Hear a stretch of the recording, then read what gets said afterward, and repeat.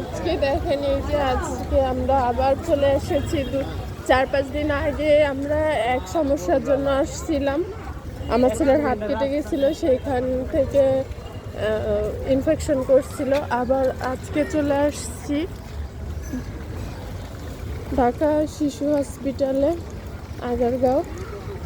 এখানে আবার আজকে চলে আসছি এই কারণে যে আজকে আবার আমার ছেলেটার চুলকানি হয়েছে।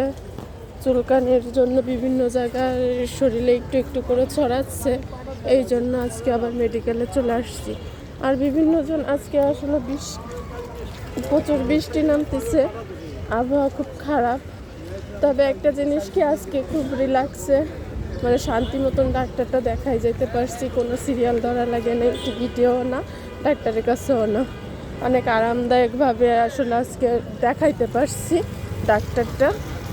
তো আমার বাবুর জন্য সবাই দোয়া করবেন। আর এখানে যারা আসে সবাই তো কম বেশি এক একজনের এক এক সমস্যার জন্য আসে, তো সবার আসলে বাচ্চার জন্য সবাই দোয়া করবেন, এ কামনা করি।